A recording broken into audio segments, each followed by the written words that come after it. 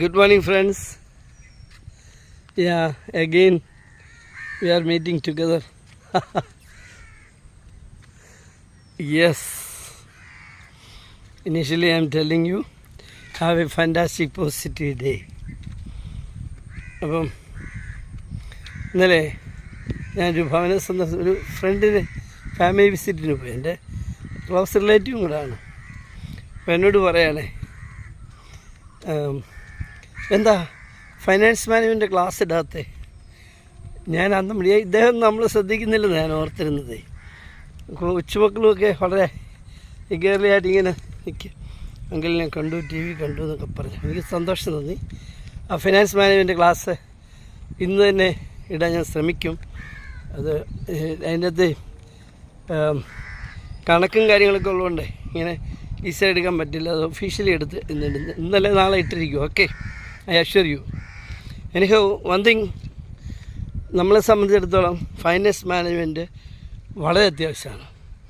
ഒരു സാധാരണ daily labourer തൊട്ട് സീനിയർ IAS ഓഫീസർക്ക് വരെ അത്യാവശ്യമാണ്. ഒരിക്കൽ ഞാൻ എൻ്റെ അനുഭവം പറയാം.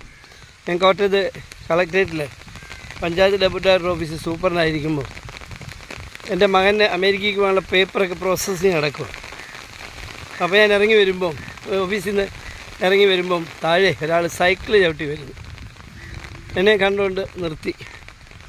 ടൗണിലൊക്കെ എപ്പോഴും നടക്കണ പരിചയമുള്ള. അപ്പോൾ ഞങ്ങൾ വർത്തമാനം പറഞ്ഞു. അദ്ദേഹം ഒരു കോളേജിലെ പ്രൊഫസറായിരുന്നു. കോട്ടയത്തെ ഒരു പ്രധാനപ്പെട്ട കോളേജിലെ പ്രൊഫസറായി. അദ്ദേഹം എന്നോട് പറഞ്ഞത്, അത് സാറേ, എൻ്റെ മകളെ ഞാനിങ്ങനെ അമേരിക്കയ്ക്ക് പഠിക്കാൻ വിട്ടു. അവളവിടെ പോയി പഠിച്ചു, പക്ഷേ പാസ്സായില്ല.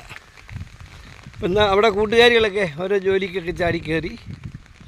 പക്ഷെ ഇവള് അതിന് ശ്രമിക്കാതെ പഠനം തുടരാൻ ശ്രമിച്ചു.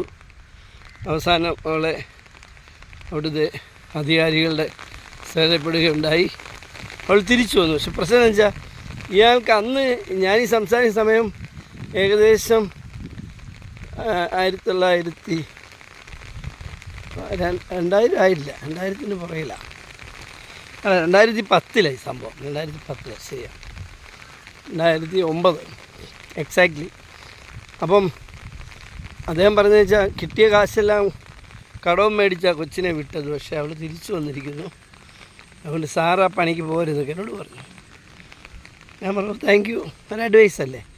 നമ്മൾ സാധാരണ മലയാളികളെ സംബന്ധിച്ചിടത്തോളം അനുഭവസ്ഥനായ ഒരു വ്യക്തി പറയുന്ന ഒരു വാക്ക്.